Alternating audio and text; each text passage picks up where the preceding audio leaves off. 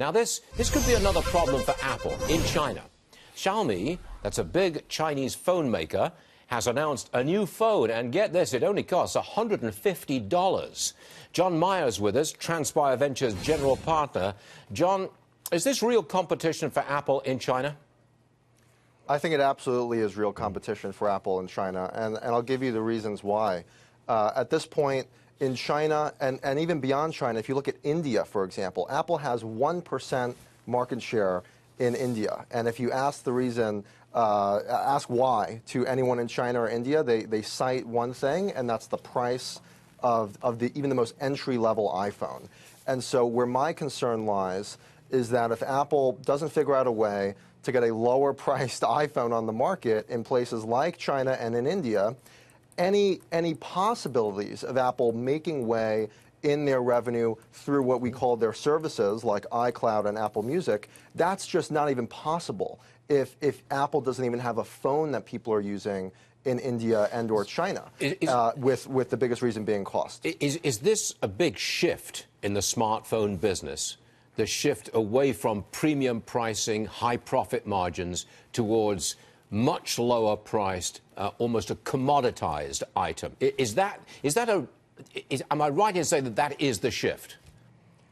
You are right. However, the problem here that frustrates even me as a long-time Apple fan is this is a shift that started, 5 years ago. We've been on Apple earnings year after year. We've been hearing a constant talk about the need to introduce significantly lower-priced budget iPhones in places like China.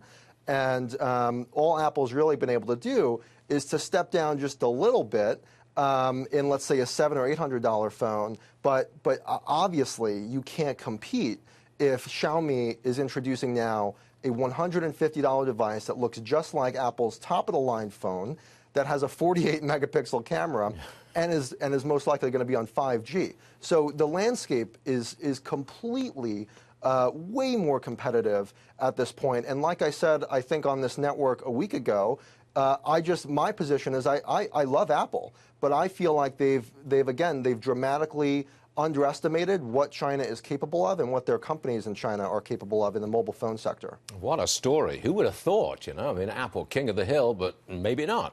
I've got one more for you, John, and this is a big picture question. Several times people on this program have said that Netflix is the big technology high flyer for this year, that it's going to really take off. I see Raymond James, UBS, they're both announcing upgrades on the stock today, and it's up 4%. $13 higher. Is this, Netflix, the new big-time tech winner of this year? I think it's at a minimum within the top 3 biggest tech winners and biggest stock winners coming this year, and especially into 2020. And I will cite a reason why that I don't believe is actually being talked about a whole lot. And one of those reasons is the fact that over the next 2 to 3 years, consumers are getting more time on their hands to watch compelling video content. Netflix is clearly skyrocketed in this.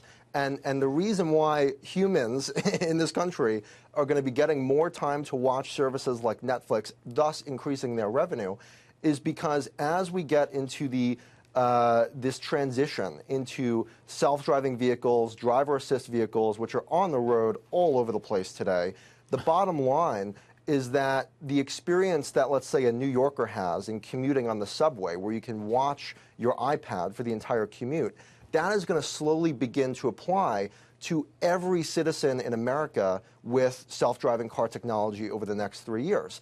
And the one thing, again, people are going to be doing when they're just sitting in their commute, not having to worry about driving around, is watching content like on Netflix. And I think that is a understated reason to see even more Netflix growth beyond what's projected today. You're right, John. That is, I've not heard that reasoning before, but it makes sense, I gotta say, and the stock is way up today. John Meyer, an original thinker. Whoa, what are you doing on this program? But thanks for joining us, John. We do appreciate it. Thank you very much indeed.